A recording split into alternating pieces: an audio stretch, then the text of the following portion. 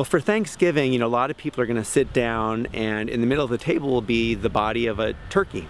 And we would like people to consider a different kind of celebration, one that doesn't require animals to be killed, but one that is compassionate, one that is humane, and one that doesn't revolve around the body of a dead animal. We can live and be very healthy by eating plants instead of animals. I've been a vegan since 1985, and there's more and more evidence now that many of the health problems we have in this country today are because of the way we're eating. So shifting towards eating more plants and less animals would be good for animals, good for us, and also good for the environment.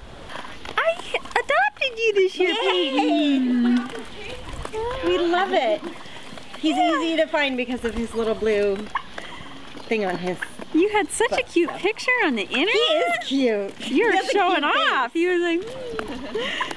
Everybody has to make their own choices about what they eat, but I think it's important for people to be mindful about their choices and to recognize what is happening to the animals on factory farms. I think most of the time when people see the cruelty of factory farming and learn, for example, that turkeys have been so genetically altered that they cannot even mount and reproduce naturally anymore. So all conventionally raised turkeys are products of artificial insemination. They're crowded into these factory farms. They have parts of their beaks cut off, parts of their toes cut off, so they don't injure each other in these stressful, confined conditions.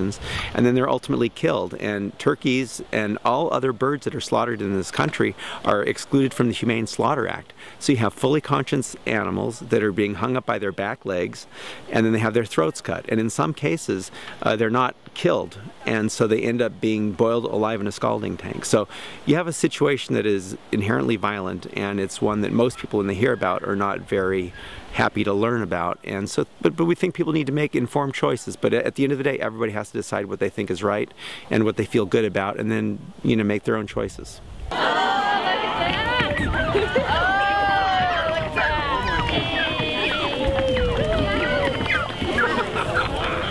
Farm Sanctuary works to educate people, and we work for reforms. We're primarily concerned about factory farming, where animals are treated just like commodities. Now, there are some farmers that treat animals better, and so that's obviously a step in the right direction. But we think it's important also just to realize that whether we eat animals or not is a choice. It's not a requirement. It's not something that we have to do.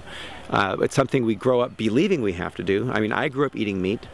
My parents were eating meat, my brothers and sisters, everybody around me was eating meat, and I thought it was normal, so that's what I did. But as time went, I learned that not eating animals was a real option, and we just need to recognize that it is an option that people should be able to consider.